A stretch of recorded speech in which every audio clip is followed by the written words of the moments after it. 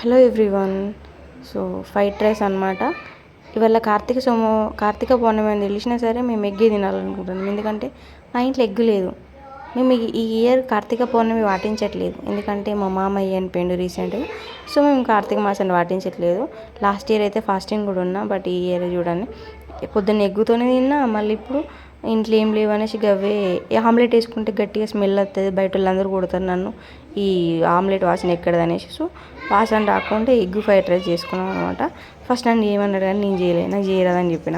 అబద్ధం చెప్పి కారపొడి వేసుకుని తిన్నా. దాని తర్వాత నువ్వు కారపొడి వేసుకుని తింటే మేము కారపొడి వేసుకుంటామా ఏంది అనేసి ఎగ్ పొచ్చలతో పాటు ఎగ్ పొచ్చలు కూడా వేసిండు. అలా ఎగ్ పొచ్చలు ఏంటంటే అలా సొనాలకు కొంచెం ఉన్నా అనేసి అది కూడా పెట్టేసిండు అనమాట. అది అయిపోయింది. మనిషికి ఇంత తిన్నాం. తిన్న తర్వాత కడగాలి కదా, అదొక బాధ. వీడు మొత్తం ఇది తిన్న తర్వాత నా మీద కోపంతోనే అయిందో ఇంత కొంచెం ఉప్పు ఎక్కువ వేసిండు, ఎట్లా తింటాం అనిపించింది నాకు. కానీ మళ్ళీ బాగాలేదంటే మళ్ళీ ఫీల్ అవుతాడేమో అనేసి వీడు ఆమ్లెట్ వేస్తున్నాడు చూడు, ఇట్లా కుడతాడు. దాని తర్వాత పరిస్థితి చూడు ఇట్లా అయిపోయినాయి అనమాట. ప్లీజ్ ఈ వీడియో కనుక మీకు నచ్చినట్టయితే అఫ్కోర్స్ నచ్చుతుంది అనుకోండి.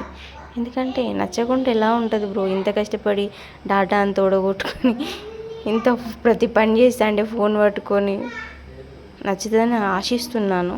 ప్లీజ్ నచ్చితే like, share, subscribe to my channel.